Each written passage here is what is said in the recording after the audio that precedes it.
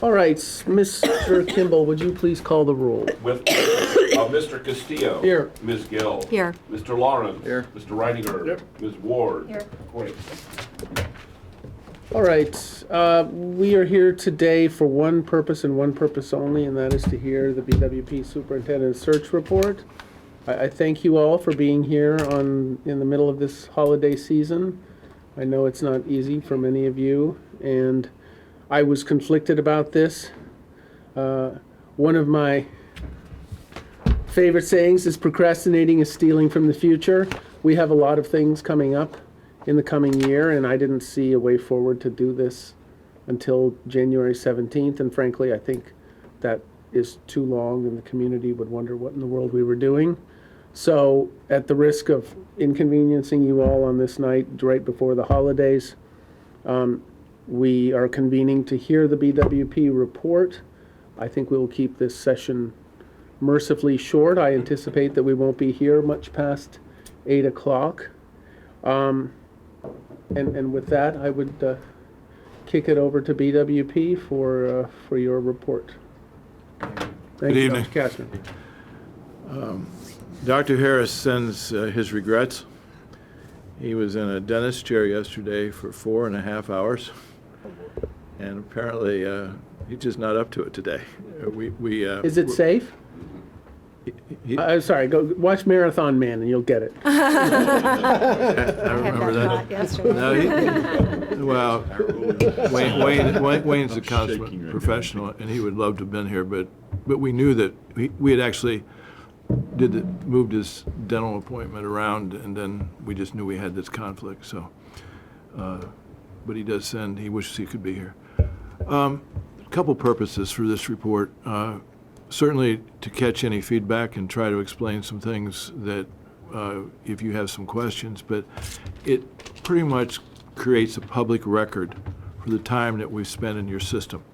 And this public record, in a very transparent way, you'll have to figure out how you want to make it available, not just to the board members, but your public.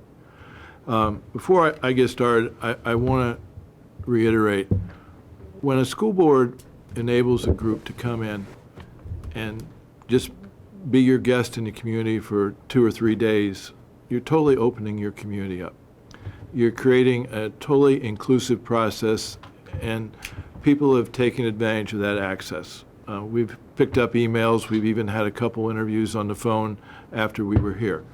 In addition, my appreciation first, Marty and all the organization that went, Lisa, all the work that you did to lay the groundwork, but then also the engagement we had with your public.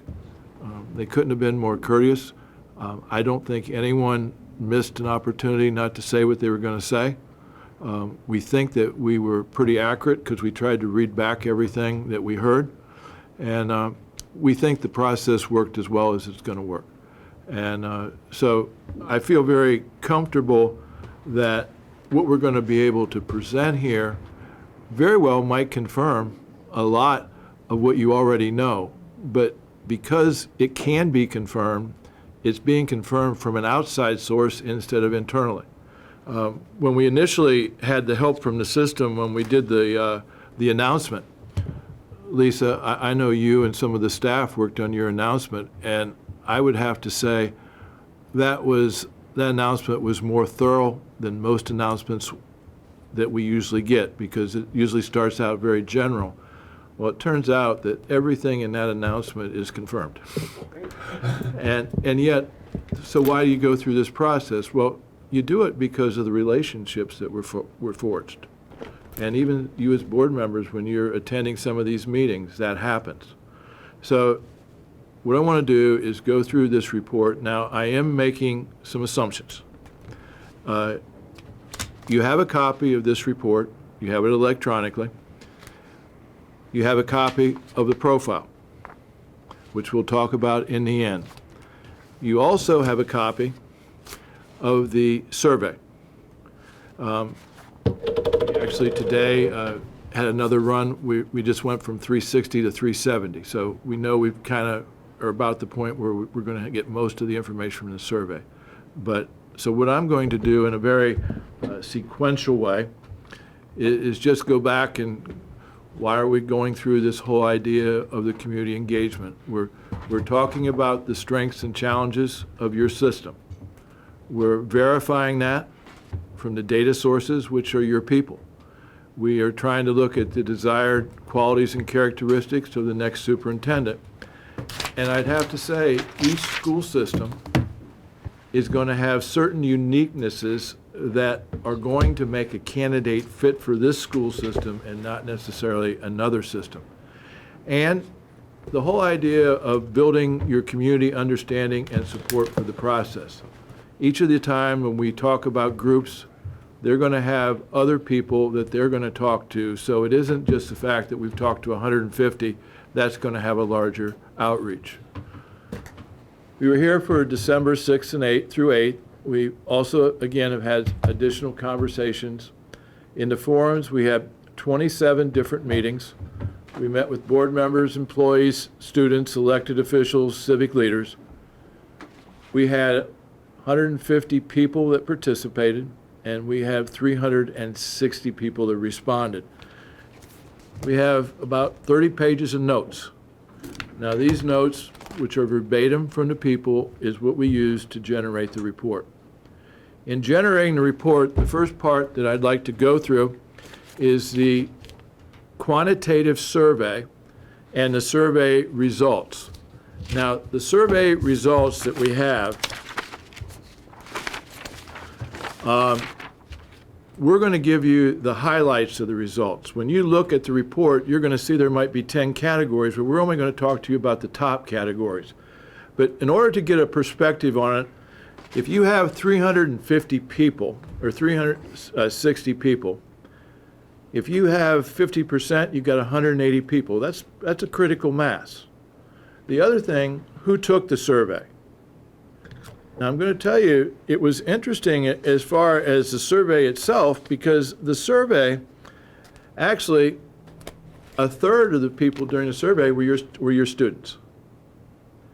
And I'm going to tell you, when we ran the survey initially, and we only had about half the group, when the students weighed in, the results changed. I had to do the report over. Because I'm going to share with you what categories the students seem to be more favorable to. The other thing in here, 1/3 of the people taking the survey have children in the schools. The other thing, only 1/4 of the people were employed in the system. So this is not dominated just by staff, but of the people in the system, most of them, over 50%, were your teachers. So it seems to me that you have a balance in this survey where any one group, if any, is going to be the students that have swayed that. So when you look at data, and you look at the first category up here, so when you say, what are the most significant strengths of your school system? And when you look at 2/3 talking about excellent teachers and staff, well, that even got stronger when the students weighed in, to be honest with you. When you look at the size of the district, about 50%, and again, your size makes this unique. The characteristics of this size affects the scope of what the superintendent has to do in wearing the hats, but also affects the community and the closeness that you have and the openness that you have when everybody knows everybody. And of course, there you have your supportive, you have a supportive community. And that shouldn't be any surprise. The one thing, when you look at the 3 top categories, I always, and I put in our report, I might put if there are any categories that are close. And technology took 29%. So you only got a 2/10. The technology went from 22% to 29% when the students weighed in. The students have shown an appreciation that they value the technology when they weighed in. The other thing that came in was the instructional quality.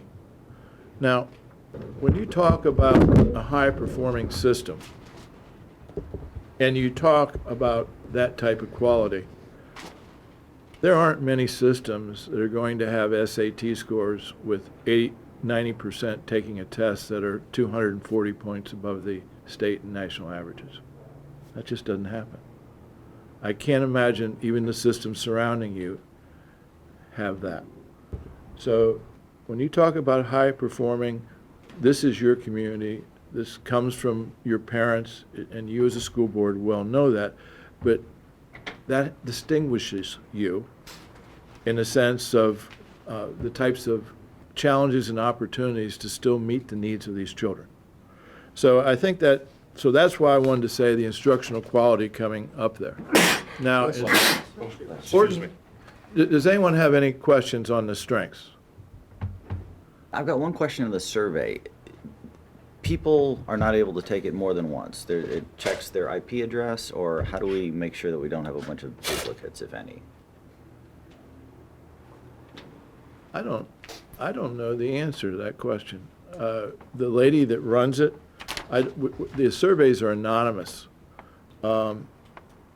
Right, but I there's don't some where you think- can send it out, Yeah. and tie it to a specific email address, and then there are others where it can say you've already done it from this computer, and obviously you could do it from another computer. I but would- I'm curious. I would like to ask the lady that runs it is Mary Ann Blaskowitz, who is an assistant superintendent, who used to be assistant superintendent in a system in South Carolina. And I will ask that question and get back to you. Okay, thank you. I should know the answer to that, but we've never thought about that in that sense. Anything else on strengths? This is based entirely on the survey. Yes. Okay. Again, quantitatively.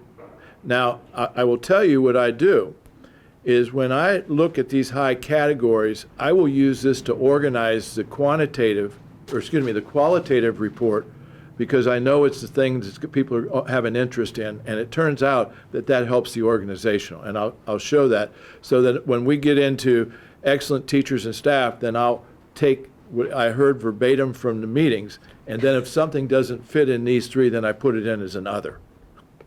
So that's what I use it for organizationally. In the important skills you'd like to see as a superintendent, communication skills, this is one of the times it's even been higher than leadership skills, but they're still close. So when you have 2/3 of the people that are into leadership skills and communication skills, that's just what this people are looking for. They are looking for someone that has those type of strengths as a leader and someone that can communicate the message. You'll notice that and not always will you have management skills and financial skills as a number 3. But the fact is, in talking about some of the challenges you have in balancing your budget with some of the things you're trying to get through with your capital program, I think it's very obvious that that was supported and that came through when we talked to the people. The next one that came up, just for you to know, was at 32% was interpersonal skills. They want someone that's a relationship builder. And again, in relationship to the others, that still stands out pretty high. Any questions on that? Could I ask, how does this compare with other districts in your experience? Is it the same? I mean, Well, first, the the issues top in many- the top two are consistent. 3, I don't always see. The interpersonal skills, again, it's a little bit more than I've seen, but school systems are more similar than they are different. But there's nothing here that uniquely stands out in a negative way. But in a positive way, the instructional quality and some of these things get verified. There was one system that was less successful than yours, and when they have a 40% for strong teachers and students, that wasn't a good thing. And you're not in that category. You're right where you should be. Important characteristics, and again, I put a 4th on there because it's still high. Good judgment, commitment to the community. Now, commitment to the community also, and I'm going to talk about this, they want someone to come here and stay. They want someone that's not only going to be visible, but they want someone that's not looking at this as a stepping stone. And I can understand that. Now, it doesn't mean you're going to get someone for 10 years, but they are conscious of that. They'd like to see the continuity. Integrity is always up there. But number 4, as a team builder, that was confirmed in a lot of our conversations, that they're looking for someone to work as a team. They're also not looking for someone that's top-down. They're looking for someone that's going to be more inclusive. Could I ask a question about the commitment to the community? On the one hand, you want somebody to stay. On the other hand, the tenure of superintendents on average in Virginia is 3-ish years, from what I've heard. And another statistic, another concern that I've heard, and I don't ascribe weight to it one way or the other, I'd like your thoughts, is you don't want somebody who's just going to retire in place at your district. So is it a good thing to want somebody who wants to come to your district for the rest of their career, or Well- how do you maintain that edge? Because you brought that up, usually 4 years is on average, but when you go to your larger systems, the number is a little lower. But expecting someone to be here for a full term is something you have every right to expect. But asking someone if they're going to stay 10 years when you get into that process, that's just something you're going to have to determine. You're also going to determine if there's, and you'll know this when you go through the interview, is this your last step in your career? You're looking for your last 3 years because you have a nice salary and you're ready for retirement. That's not going to set well. You're looking for someone that's going to roll up their sleeves and have commitment to that. So it'll work itself out on that. But I still think we did hear in some of the comments that they didn't want someone just to look like they're coming here just as a step along the way. Okay. And that is something we usually hear. It's not unusual at all. I do think the thing on the team builder, though, I think was a positive thing that people are looking for. When you're getting into this one question on experience, and you look at the way it's categorized, it's either it meets the expectation, or they have a high interest, or they have an interest in something. And then you have not interested at all. So when you have 95.6%, strategic planning isn't always number 1. Usually, but it's still close enough. Instruction usually is number 1. But personnel and finance, I wasn't surprised at finance, but I don't know why personnel is that high. I don't know if it's because the tension you have on trying to keep high salaries and retain teachers. But in the quantitative discussions, personnel never came up. So, Lisa, I don't know what that means one way or the other, but I think it has It's anything. because they want me. That's right. Just joking, just joking. In any event, 2 other things that probably you would want to know, and experience as a superintendent, 88%. That's pretty significant. So people know that this isn't a good place to learn on the job. But having a doctorate, 62%. 62% to me was not putting it that was a must in your community, which is a highly educated community. But I was surprised that was down there that way. On your issues that are facing the system, there should be no surprise there. Growth, facilities, and funding. So when you look at the report and you look at the way it's organized, you're going to see how I've aligned the actual statements from the people under each of these categories. And so that will give it more depth to you where the quantitative and the qualitative come in. And the qualitative, I think, might even give you some more insights. Now, the purpose tonight is not to go into that depth. We're just trying to show how that connects. When you look at your overall strengths, when we ask the 3 questions, what are the strengths, what are the challenges, what are your characteristics, the whole idea of the teaching staff, excellent, caring, dedicated, again, that lines up with the percentages. When you look at size, location, You're also going to see engaged parents and supportive community.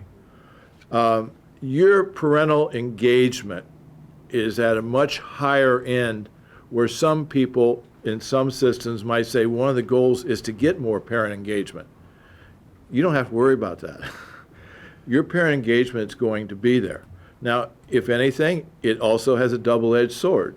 Does that all of a sudden go to a point where the parental engagement needs to have a balance? Well, that's part of being a high-performing system. There's nothing negative. That's just what your DNA is. But it also means that people that are going to be leaders have to be able to be communicators, to talk and explain things and understand you're going to have as many experts in the community as you have in the system, and you need to stand and be able to debate. And that's part of what you try to do with leadership. You're trying to create meaning. Your strong programs, that early childhood program I was impressed with. That school was pretty special. IB obviously is part of your DNA. Technology. I've actually had emails on one parent talk about how great it is, and another say we shouldn't use it too much. We heard in our meetings that it's a type of thing that's caused, as you're getting into the professional development and support, it's a capacity issue. It's also a change issue as you're trying to work with your staff. The same thing as you're going into your K-12 IB. You've got some growing pains as people are trying to get into those into the extra lesson plans. That's all part of professional development. It's part of a sensitivity to change. High expectations. How can you not have high expectations when you have the type of strength that you have in your student body? I would say, though, there's a counter to that. We heard also that people aren't just interested in the top 90%. There also is a need for a commitment to that 10% or whatever that percent is. The high expectations are for 100% of the students, and there is a need and an interest that be addressed and not ignored. So your mean test scores are going to hide more than they reveal. But that disaggregation of data is something that your community is sensitive to. And I'm sure you know this. When you get into your challenges, the idea of your school capacity, and the fact that if you have schools at capacity and you're growing 4% a year, that's 100 students. Well, if you only have 5 schools, in some of your schools, that's not as easy to absorb. And they don't always come where you have the most room. So over a period of years, when you talk about 100%, 100 students over 4 years, that's almost an elementary school. So the fact that you have this, and it seems to be trending that way, is leading to some of your tension that leads to your whole idea of your capital program. And it was noted in your capital program, the leaky roofs, the boilers, it was noted that you have some classrooms that are pretty crowded. Now, and the idea that you're trying to maintain some of your class sizes. So the tension between operational budget and capital budget, Dr. Schiller, I know you're hearing this as you're getting into this. With this size community, it's a real issue, and it's an issue that you're looking for problem solving. It's not an easy issue, or you'd have solved it already, but it is a challenge. And we didn't hear a lot of this, but it is obvious that you do have a transitioning board. You have 2 new board members, but the issue that came up, which I wasn't aware of, you have 4 board members that are going to be up for election. Is that correct? In a year. Now, it could mean 11 months now. It could mean everybody's staying. Now, that's not going to affect whether a superintendent comes in, but the whole idea of continuity and the importance of that your strategic plan is where your document is, not individual board agendas, is what people are going to be looking for, and will happen when you get into a superintendent search. There's not a better time for a board to get together for one common purpose. There's no greater need than to try to get to that point where you're going to come together and you're going to own that person. And so when you talk about transitioning, all this works itself out more than a superintendent, more during a superintendent search than if you didn't have one. Does that make sense? So I don't look at this as a negative, but I do know is something that relationship and partnership that you want to have, that's very important as you will come together for whoever that leader is you're going to pick. And I think when we had, I mean, we have had sort of ongoing churn is probably the wrong term, but at 4.5 years now, I am the most experienced member of the board. We lost 2 very experienced members the last cycle. And as they say, I thought it was sort of a cliche, but it is true that every time somebody on a board switches out, it's a different board. And so the board that hires and the board that governs may not overlap 100%. I'm hopeful that we as a board will set out a vision and a standard that will endure past individual personnel changes. Well, personal experience, I had 4 board members change my first year. I wasn't going to leave, so there's a necessity for me and an obligation to work with board members. And you want someone that can work with board members. You will see in some systems there are board members, they're 20 plus years. And that can be positive, it could be negative. But in here, one of the things, my observation, you have a very sophisticated board. Each board member is bringing a lot of talents and skills. Your goal is not to be the same. You're not to rubber stamp a superintendent, and your quality of debate will be better. And so I don't look at that as a negative, and it's not supposed to be. The only time I would hope that you would be unanimous is when you select your superintendent. I would hope you would find a place where you would have that type of agreement, but that won't happen until you go through the process and the debate, and that's important. It seems, though... Take note of that, everyone. We will have our differences, but it is true that where we end up at the end will be decisive. We're going to go on, and again, this is leading up to your profile, and these statements by themselves will need to get embellished, and you'll look on page 9 of your report. Page 9 of your report is where we have written where the qualities and characteristics seem to come together. This almost gets into wordsmanship, and if we spent more time, we could keep working on it. But you're looking for an instructional leader, successful experience in a high-performing district. There's a difference between some districts that are not at the same level you are, and it's talking about the other thing that people are looking for, not to keep status quo, but to make it even better. You're looking for a collaborative leader, an excellent communicator. You're also, and this statement here captures, you're looking to address all students' talents, interests, and needs. That's where you're coming up with the 90% and the 10%, that you're not looking just for test scores. You're looking for somebody who's approachable. You're wanting to come to the next level. The word strategically relates to the strategic planning. You're talking about uses of resources. You're also talking about building relationships. Student-centered. Again, some of these you're going to find in many systems. I'm not going, and you can see they're pretty obvious. The idea of a courageous leader. Well, you want someone to confront issues if there's certain things that need to change, but you also want someone to be able to say no and to defend why they say no.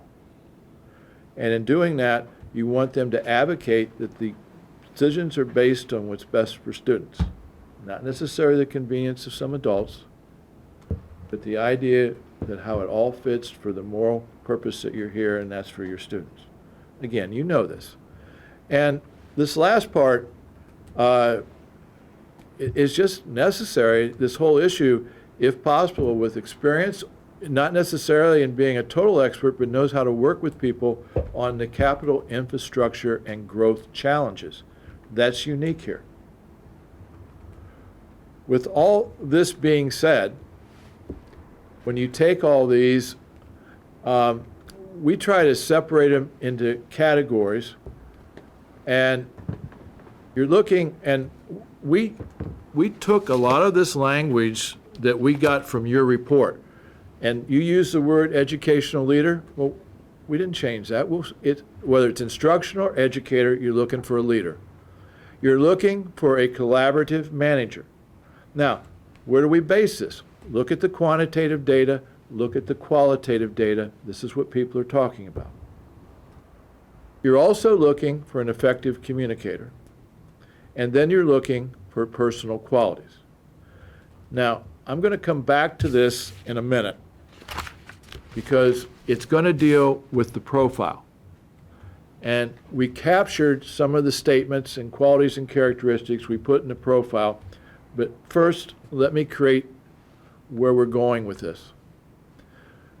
Here today, you need to approve a profile, not necessarily this evening, but in the near future, hopefully by the end of the first week or so in January.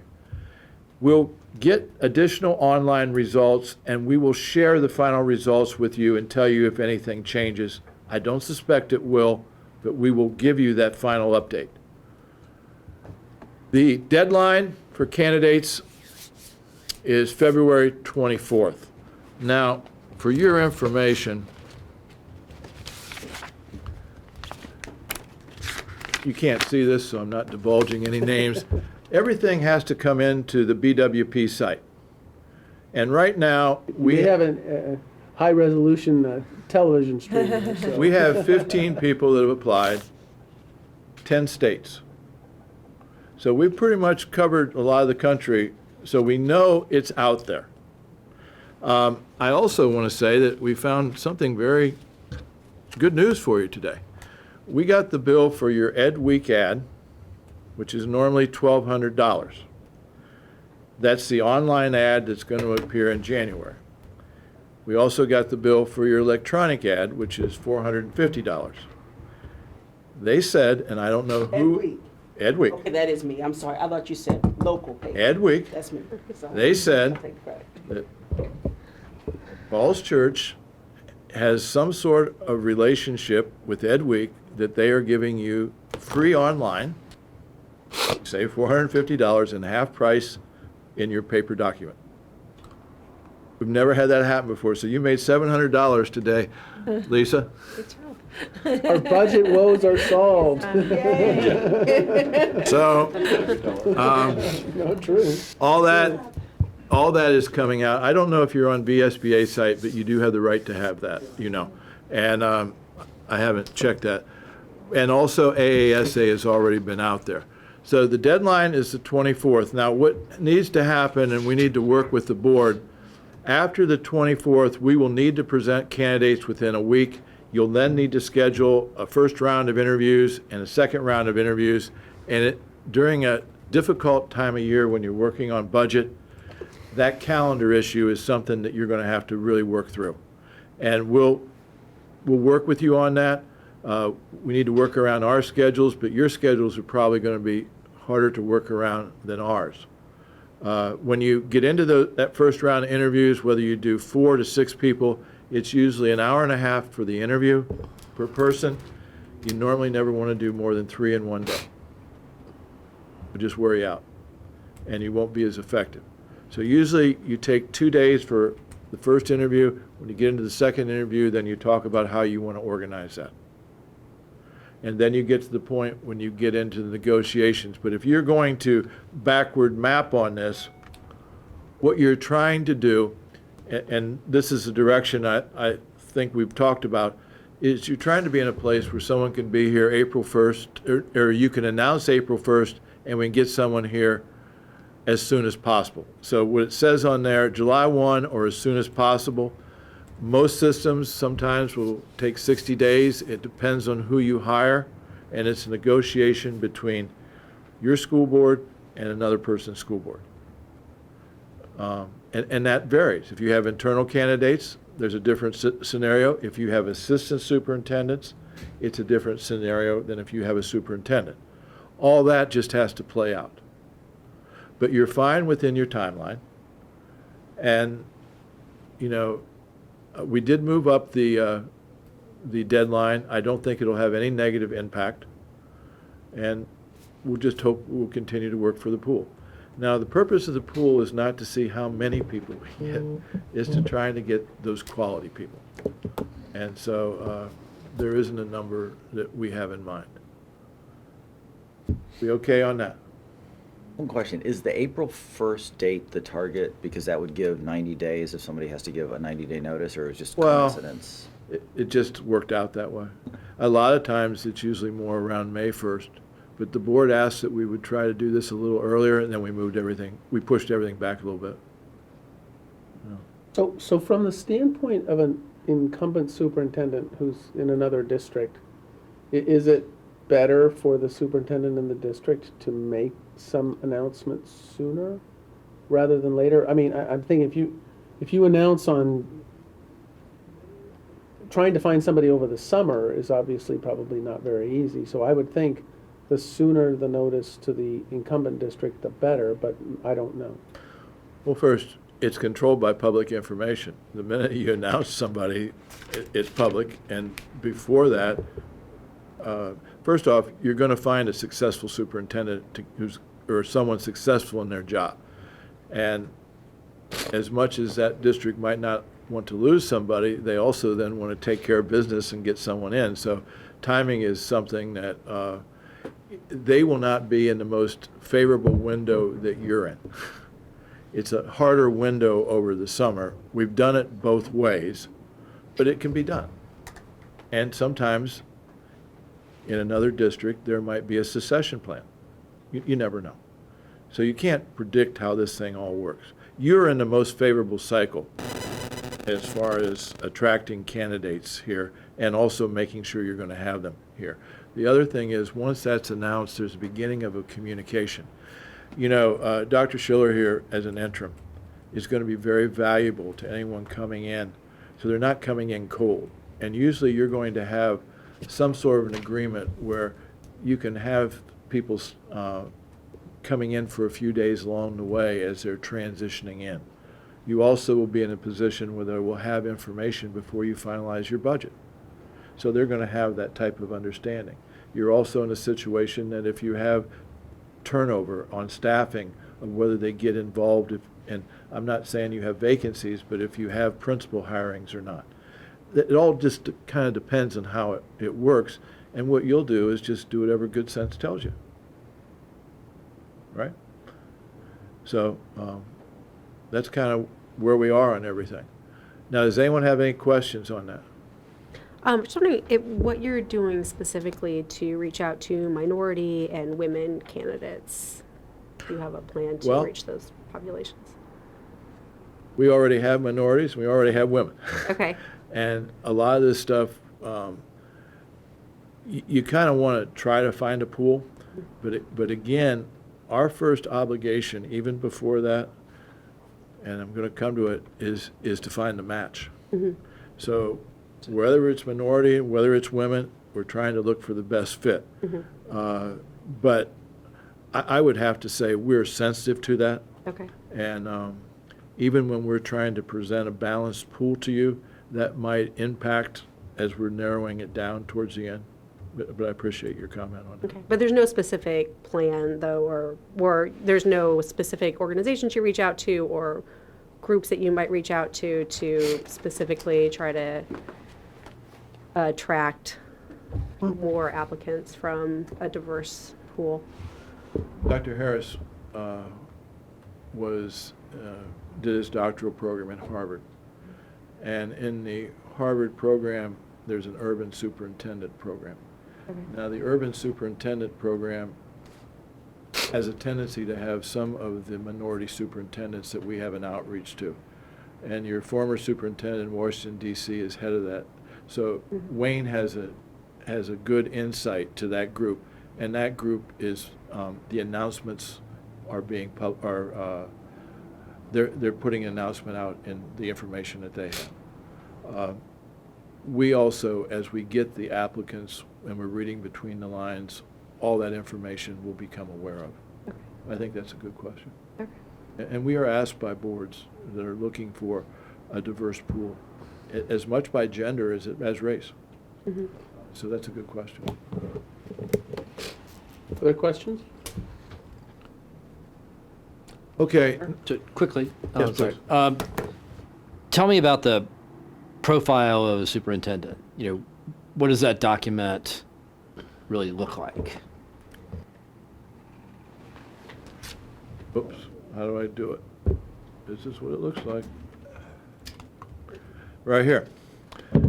The two-page document here that I said we organized around, we talk about, this gets into language, and I want to tell you, the purpose of this meeting is not to get into wordsmanship tonight. But we're turning this document over to you as a board, and you can do a lot of edits, and you can find some agreement on the language. And then when you get that, we will use that to vet the candidates. If we've got it wrong, then you need to make it right, because you're the ones that are in charge here. The other thing that you need to understand, this other document that you already had given to us, a lot of what is in here, people that are looking to apply are already going to have a heads up on this.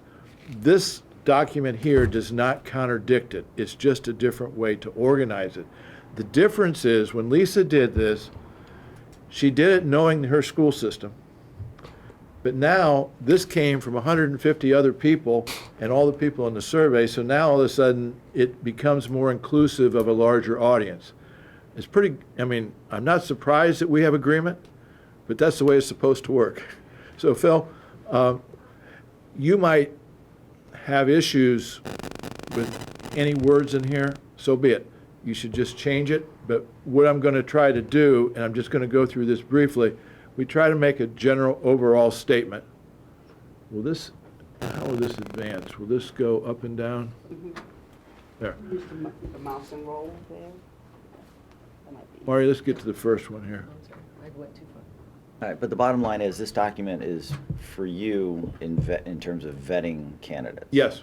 Right. So you look at instructional leader, we just have a few bullets, but again, all this is redundant to what I've already shared with you. And frankly, in the best of worlds, we probably could make 2 bullets instead of 3. There's some overlap here, it happens, but we just try to maybe put a little bit more for you to have instead of less. So you're looking for someone innovative. The dynamics of change, that's kind of that's the whole issue that you're talking about, transitioning into some of your programs. We heard this from some of your teachers. There's a tension between school autonomy and system initiatives. It happens everywhere. That requires a negotiation, and that's what you're talking about when you're talking about dynamics of change. You're talking about workloads. You're talking about openness and no surprises, encouraging. So you look at the first bullet. The second bullet, high-performing district. That's the DNA. You have to have someone that knows about the visibility and the challenge. And frankly, there was something in it, you've got to have some thick skin, because you're going to have criticism. If you think everybody's going to agree with you, that's not going to happen. When you're talking about the ability to envision and implement ways to go beyond. You're not interested in staying where you are. So I think that's a compliment to your system. And we heard that loud and clear. So when you talk about an educational leader, we've just tried to show you what the words seem to lead us to in doing this. Now, when we do these profiles, there's a lot of similarity between one district to another. But yet, you're going to see some key words that create a uniqueness here. By the way, I left something out, and I just want to get it in because we did hear it. We heard loud and clear that people are interested in someone that has an interest in supporting the arts and athletics. They just talked about that in addition to instruction. And we also heard the interest in someone that can provide leadership in recruiting and retaining staff. Now, that didn't come out as clear. I just noticed that on my notes, and I just wanted to tell you, we did hear that. Now, the next part, again, shouldn't be a surprise. The effective communicator. When you look at that, you're talking about someone that goes beyond just internally, but can externally. You're talking about someone that's approachable. You're also talking about your entire community. So the communication piece, you saw how high that was. That was number one. So it isn't that, I don't want to mischaracterize this. Someone can be an introvert and be a good communicator. But if you get a sense that somebody that doesn't come out of their office very much, and even though they could be a great instructional leader, that might not work in your community. So those are some things that you're going to want to check on when we're getting into the references and when you have your conversations. When you're looking for someone to be the face of your community, you know, you've already had practice with your interim superintendent. You look at some of the characteristics, you found what you saw in the interview, you chose to bring someone in. So those are the types of things that you actually, I think you found a pretty good fit. But so that's the same thing you're going to be finding that when you're going to be looking at your superintendent. How do I get that off? Marty, I think you Hit just click to escape. the right. just click to the right. Or just click. I need that out. You just hit escape, that should get rid of it. There. Okay. So again, educational leader, effective communicator, that shouldn't be any surprise from everything we've said. Then you go over to the idea. Now, the collaborative manager in this school system, we picked up more conversation that you're looking for a balance. You're looking for someone that has some fiscal responsibility, and you're talking about someone that can work within your own plans, your triennial plan and your work plan. But you're also looking for a management style that can delegate and not necessarily be top-down. So when you're getting into some of these management issues, those are some styles that you're going to see some of the language that's going to talk about what people would appreciate. Some people might wonder the word politically savvy. There might be a better word, but you're not operating a school system in a vacuum. And you're trying to figure out how you can bring people together and championing what you're trying to do for funding. You're not trying to polarize your city government from your school system. You're trying to bring them together. That's a skill set, one of which involves the board as well as the city government. But I'll tell you, we were pleased that city officials took the time to come into our interviews. And frankly, they're very supportive of your school system, and I think that's a strength. They don't have unlimited money, but I think that they're coming to the table. You're also looking for that promotion of the business involvement. I think the very last bullet, if you had to, you got to make sure that one's in there, because if you want someone that has had some experience in bringing together some of the capital and the operational budget because of your infrastructure. And I like the addition of also when you're talking about learning environments. So sometimes you're talking about, even within your existing buildings, perhaps looking whether it should be 100 or 750 square feet walls. That's just type of thing that you're talking about, because you're seeing schools evolving. You are seeing areas where schools are more wall-less than they have been. And that also can be in your program, your outreach, where kids are taking things not in your schools, but in your community. Personal qualities, the word courageous did come up. It talked about presence, advocates, energy, integrity. All those kind of just fit in. So when you look at these four different areas, Phil, it isn't that any one of these things are are unique, but the combination of these things is going to create what type of candidate that you're going to want to have. It also, eventually when your board is going to want to ask questions, you're going to probably want to know things here, or if I have missed something, then you're going to want to add it. The other thing that we've said this when we were in the community forums, I don't know if anyone's going to read these documents, but if anyone does read them and they find something's been missed, then they should call it to your attention. We've done our best to capture something, but this should be part of a dialogue for the next 2 months. And when you're getting into January and February, all these people that might have weighed in when we were here should continue the conversation with the board members as well as the board members with them. This works over a period of time, so that when you're getting into March 1st, you should have probably have heard anything you're going to hear that will help you inform when you're looking at trying to find that person. So that concludes what we were supposed to do tonight as far as presenting this report.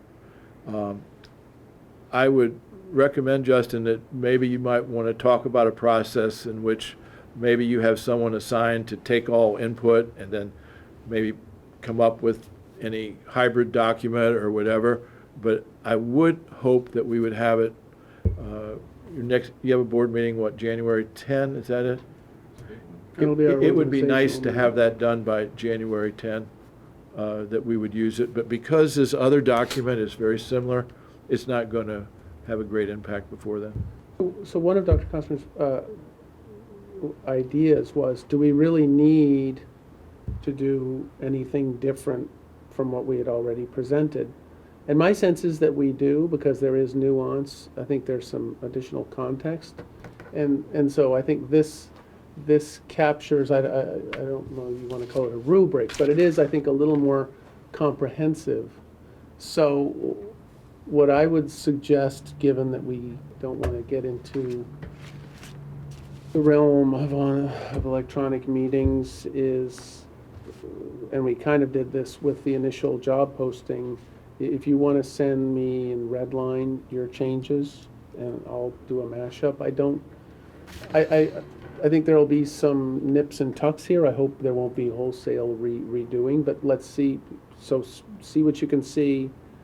Give me your changes, and we'll try to produce a composite document that reflects that. Mr. Reitinger.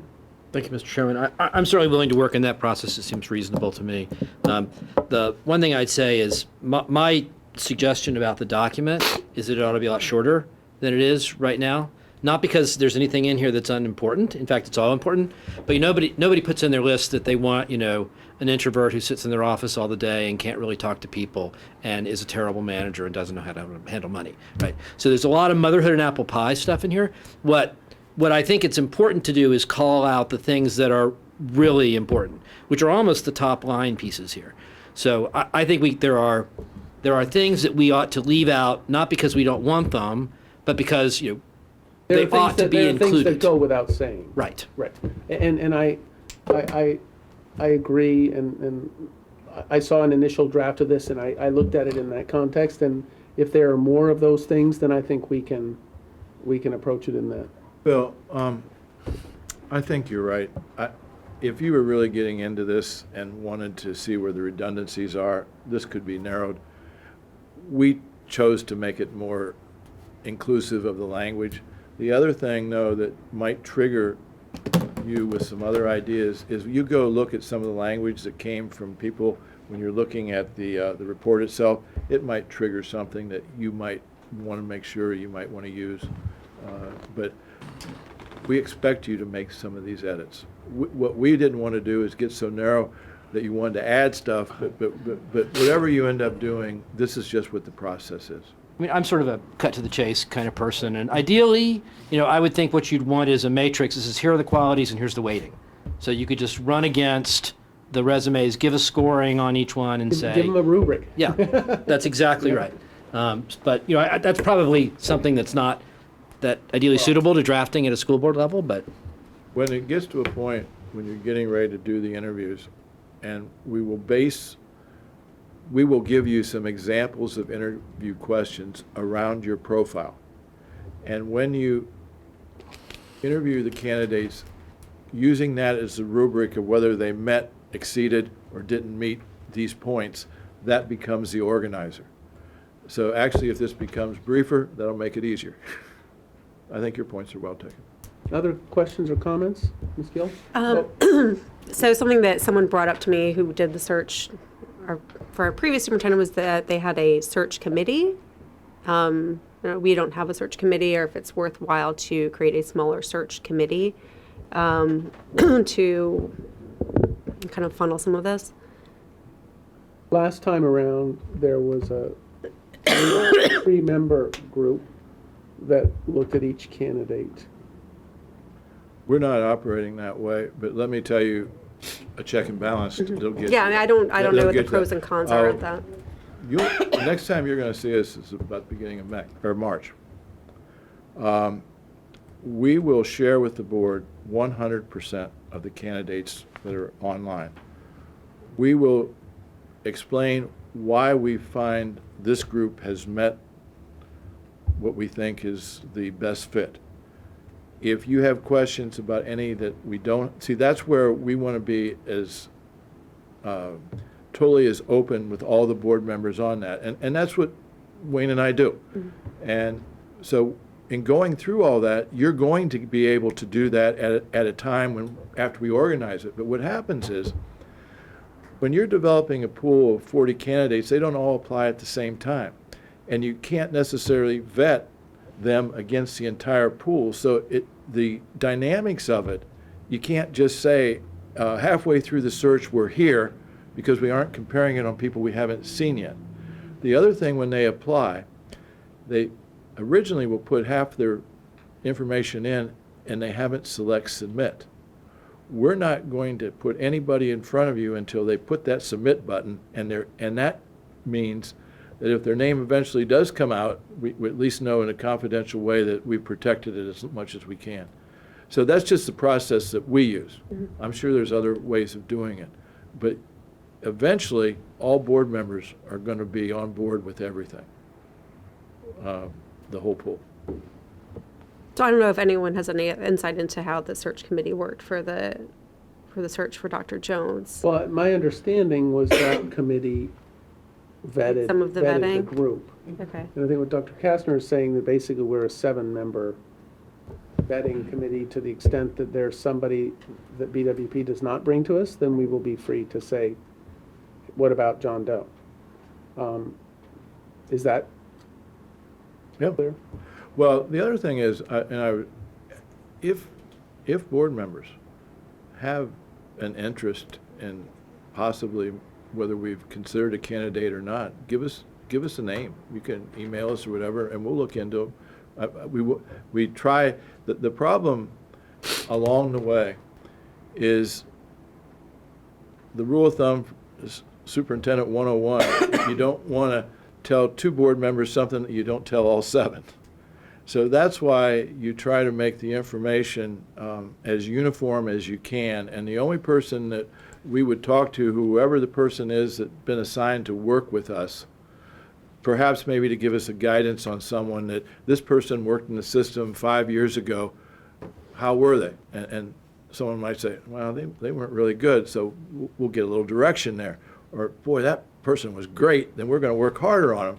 But we try. Then we haven't gotten to a point yet where we've made our decision, but we sometimes might ask for some guidance along that way. And that's just trying to make sure there's not an uneven access. But I think getting to the idea of whether a search committee is needed, if you have 40 ultimately, you would aim to bring, we see them all, but you would aim to say, this is our cut. And that would be what, no more than 8, 10? No, first I know of you all, if can't you say, get but- 40 people, you're going to have half of them that aren't even going to come close to the match. And then when you're looking at someone that might be a good superintendent, are they going to match this system? So, again, we'll share with you all that information.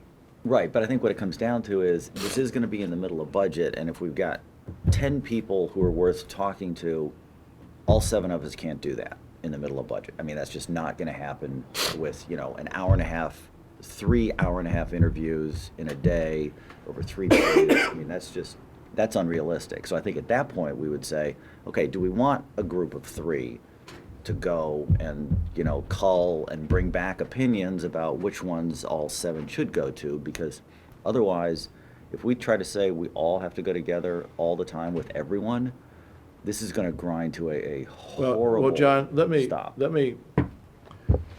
I don't mean to be redundant here. Let's say we find 6 that we think meet the match. That doesn't mean that you all are going to, you choose which of those you want to interview, not us. And we're not going to rank order any candidate. We're going to tell you who meets the match. But when we do that, we're putting our name on the line that if they aren't successful, we'll guarantee a search at cost, meaning free. So but if someone that we don't think might make it, we might not want to give that guarantee. But if the board ends up finding that that's who they want, then you're in total control there. So please understand, we'll tell you who we think meet the match, but we're not here to promote one candidate over another. We're here to promote they met the match. And I'm going to tell you something. Your school system is going to need a type of a leader that has certain experiences to be successful. That's just the way it is. And you know that better than we would because you're here every day. And when you talk about high expectations, this is what your community is and what you are as a board. It'll work out. Oh, yeah, no, I I think know. we're talking about logistics, like Yeah, to try I to mean- get 7 people in a room. We've got the George Mason stuff going on, the budget, our meetings, people, Yeah, if we have to kids, and everything interview- else. So we got, Aaron, a smaller one search thing I committee would- to get yeah, some. The only thing stuff done. I would suggest, Yeah. there's nothing more important than when you're going to make this selection. And in trying to figure out when you're looking at your schedules, to be good enough to yourself that not having this interview in a week that you've had 3 other budget meetings, so that fatigue doesn't, I Right. mean, and I think it's not perfect. I don't know the right answer, but I just know that this is where you're making as big a decision you're ever going to make as a board member. And it isn't you're going to make it over one night. You're going to have a period of a window of about 8 to 10 days, that you're looking for this. And here's another thing. I'm just going to add this as we're talking about the process. When you're getting down at the end and you're getting into a finalist, the board might select a couple people, not necessarily the person that's in charge of the connection, talk directly to that board chair of someone else. So that's where you're in control, and then sharing that information with the board. So at that point, you can regroup yourselves of how you want to have some of that other information exchanged. So the way I would say it is, we have a lot to do in the early months of 2017. We've developed the rubric, which will be refined for BWP to screen the candidates. I think empirically, if we look at the interim process, I think that gives some notion to us about what the winnowing, what the funnel looks like. And I think the model is BWP applies our criteria to the candidate pool, gives us their recommendations, subject to the exception process of anybody saying, why didn't this person make it in?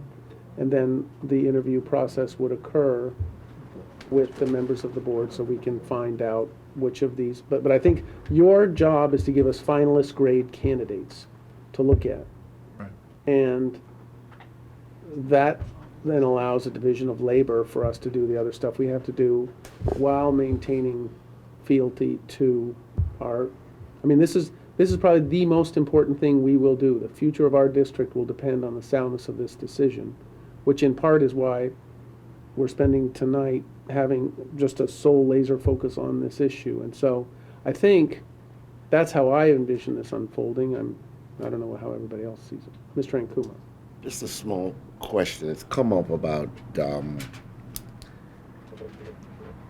involving non-school board members in that process. Is that still talked about in the debate? In the last go-around, there was a group of representatives from building representatives, which means probably not school leadership, but some other representative, as well as then PTA-type representatives with appropriate confidentiality measures in place that would have a meeting with the 2 or 3 finalists. Okay. So that is the vision for where we will head with that. But that's not been finalized yet. Well, I think is that- that's where we're at. I mean, I think that is. I think we all It is. generally I agree think with that is the consensus place, which I think would be finalized. So, and I've talked with Kevin about that, and I think he's aligned with that. Well, first off, that's your call. And But in other words, do you think that's we operationally think feasible? that'll give you possibly the best of both worlds as a confidential search. And we will alert anyone that becomes a finalist on what direction you'll give us there. And that's something that's going to cause them to have their conversations appropriately with their boards. But we've seen it work. We've actually seen to the point where people actually have signed confidentiality. So our goal is to tell you the pros and cons, but I think that's the best of both worlds, and it can work. Mr. Riding. Thank you, Mr. Chairman. So on the search committee question, I guess I would like to know what the search committee did last time. It feels to me like it's still premature to say that we're not going to be able to get all board members to do both rounds of interviews. I think we might be there based on the budget. We just ought to be prepared if we get there. I think most people are going to want to be in those meetings because this is the most important thing that we do. But I'm curious as to if things were done last time in a way that required a subset of board members to be involved, not winnowing of candidates necessarily, but interactive work. It feels to me like the current process we're in, there's going to be less of an interactive role for board members, until we start looking at the resumes. And so it's maybe not necessary. And I think the process based on the prior chair's letter sounded it was like it was a bit more board self-driven as opposed to assisted by consultants last time. I mean, I know the VSBA helped with that, but I think that there was it was a more hands-off approach from the consultant and hands-on by the board. But my understanding was that the work that BWP is proposing to do to apply the rubric to the candidate pool was done by the subcommittee. So all that's to say, the question for me is there a job description, if you will, for a search committee? Or is it something we can, usefully consider in February? If it's good or not, trying to weigh so- what it is. And I don't know if there's going to be any continuing meetings that we would want to do, once the profile comes out, to lead discussions with the community. Those sorts of things could be done more efficiently by a subset of people. And it's just a question. It would be useful to know a little bit more. And if you know precisely or know what the For subcommittee. everything I know. Okay.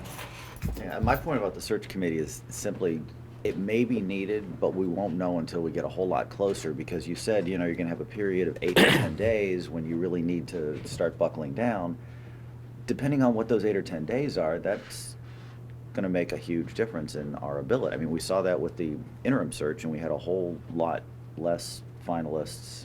I mean, we did all the work ourselves, and that was hard without the budget. So my point is, we may need to do it. It may not look like it did last. Well, it's not going to look like it did last time because we have BWP, but we just need to be flexible at the time, because we can't say we'll do it after the budget. And I don't disagree with any of that, John. I would just say the only question is, are there some tasks that would be done in January and early February by a subset of people that might be continuing what BWP has done to talk with the community about the process? Is a subset of board members useful to do that? I think in terms of actually looking at the candidates, you're exactly right. And I'm not trying to say I think we ought to do that or ought not to do that. That's the question for me in terms of whether a subcommittee should be considered at the next meeting or at this meeting. And I don't think we have the data to make a decision right now. No. It would be helpful, and maybe the chair has talk to Ms. Wadiska or the other folks who were involved in the process last time around. One thing you might want to consider, first off, there might be an interested group of PTO representatives that would like access to talk to the board. But once they've had an opportunity to perhaps looking at this report, to see if there's other things that they might have to add that they haven't already seen that you have access to. So I think continuing to look at this as a process is the way you want. And any way that you can make it as inclusive, you'll have to decide within what your normal community does. So each of your board members, I think, you're regional, right? It's different. No, You're all at large. The whole city. So in some areas where they become regional, they might have already different groups. So my vision for this would be, Mr. Brett would post the survey results that you presented today, so that the community can start to see what you've come up with, and we can start to have that iterative discussion. The survey remains open until January, and you will adjust if and as necessary. And so I think this is, well, one of the things that I hope launching this now will do is give us some time to have some more exchange and to refine what it is we're trying to do. If there is a need for some sort of follow-up communication or meeting, I think we can do that. I think right now we should just put this out and see what starts to come back in. I don't have any other thoughts of substance at this time. I think we've got a couple of weeks to see how that plays out. I don't know if anybody else. I probably would like to make one other point. Dr. Schiller, you've had experience in this, and when I've been in a role as an interim, you have an experienced superintendent here where you can have some of these conversations. He's neutral, and that's the role he should play, but you've got someone else to feed back some of your thoughts here as he's been through these processes, and take advantage of it. That experience can be shared. I don't disagree with that at all, Kevin. I would say that this is an extremely high-touch community, and people like one-on-one discussions and talking to folks. I think the minimum we ought to do is each of the board members should take as an action item on all of the advisory committees or PTA groups for which we're liaison. We ought to do a report out on this, and that may go without saying that everybody would do that. But I think it's clear that like the middle school PTA, the high school PTA should talk to the groups about what's in the profile and the sorts of candidate we're looking for, and use that as an opportunity to get additional support and additional feedback.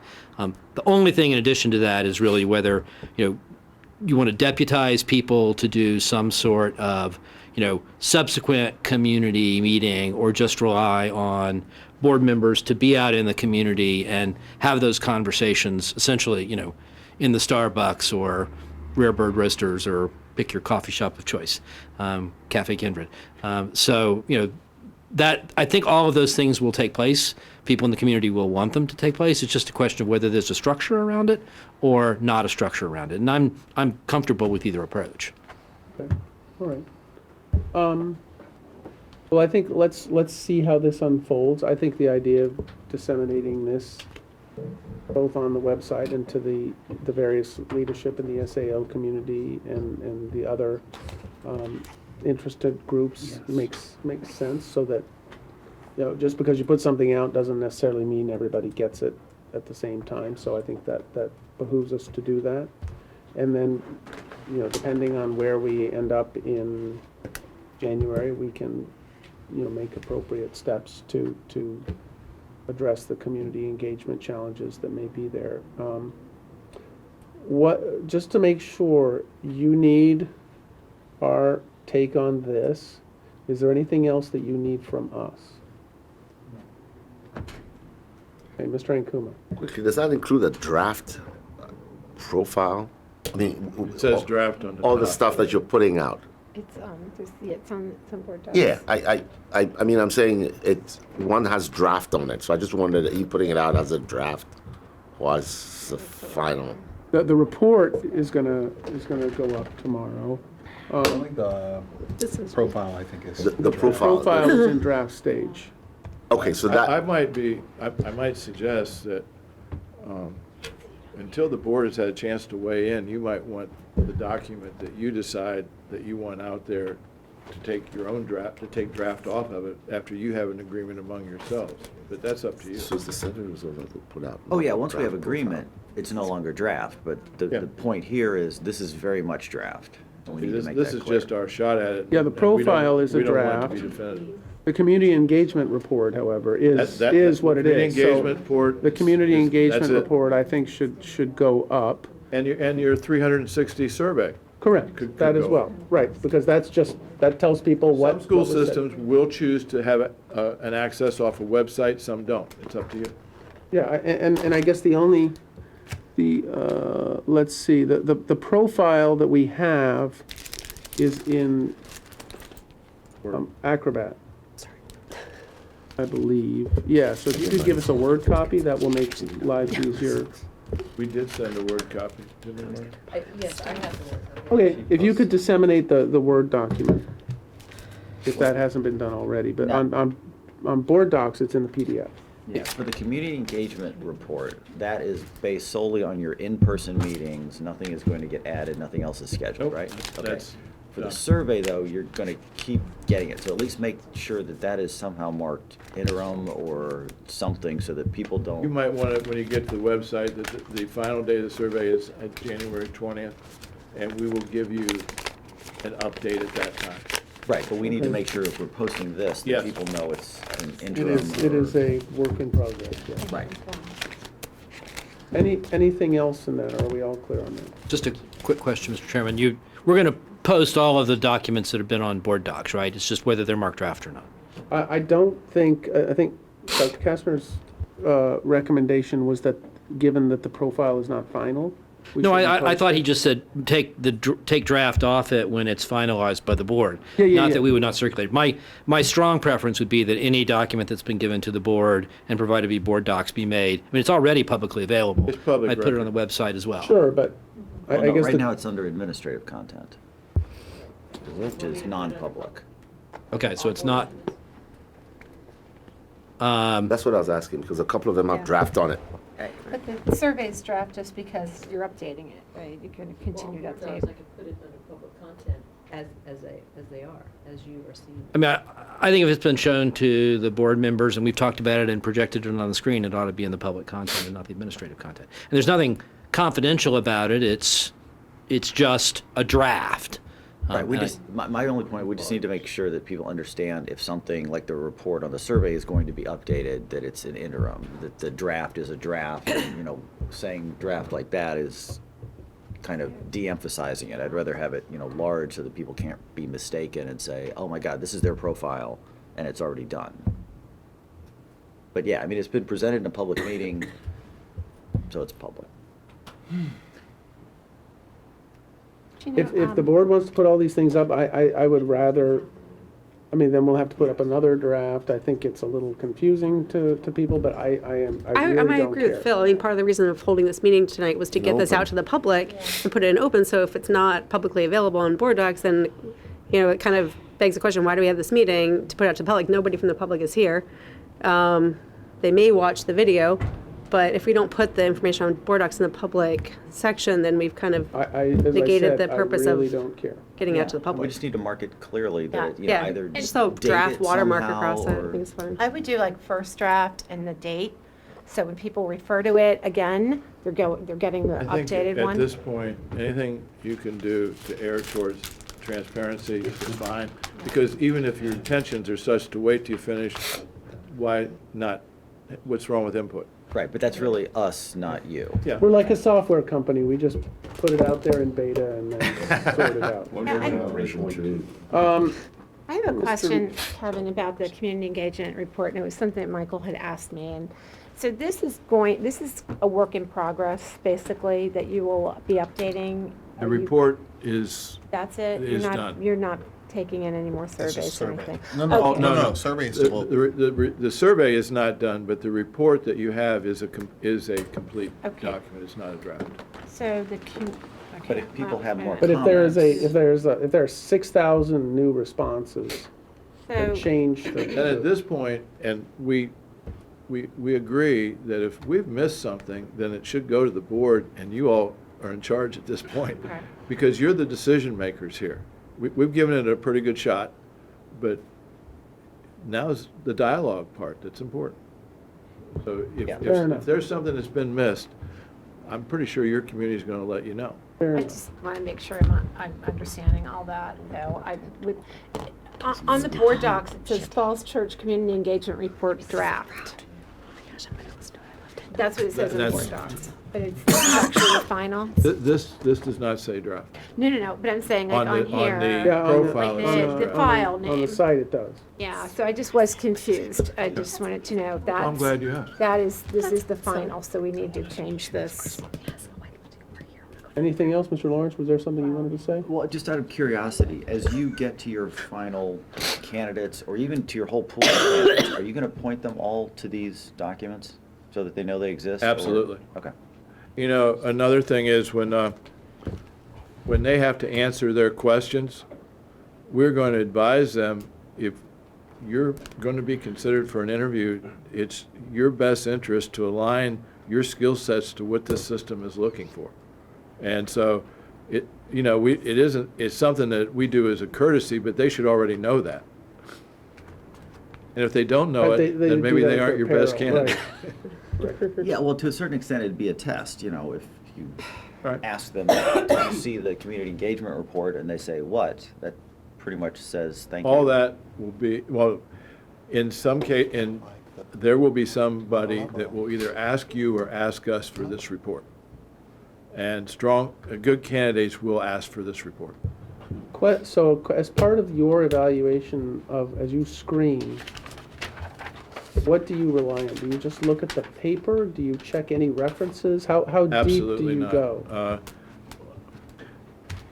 First off, there won't be anybody that we'll bring before you that we haven't met, in the sense where we've talked to them face to face. The other thing is, Wayne and I will each go through any candidate that we get down to bring to you where we've spent more than several hours talking to them. So we just don't have each of us do it. And then we're going to have some colleagues from BWP that also are going to know some people. Same thing when we do the deep background checks, we'll do the Scopio, we'll get into all the different things. Mary Ann has an expertise in getting into all the Google searches and everything that are getting more complicated every day, that we're trying to get into that. Any So Russians that can help out? we don't want you to have any surprises. I don't know. It's complicated. Get the guy who's based. Fair enough. So we will get a fairly vetted But person. you're counting on us to do that, and we would hope that there's going to be no surprises for you, and we're going to do our best. Make it really easy. Very well. Any other questions or comments?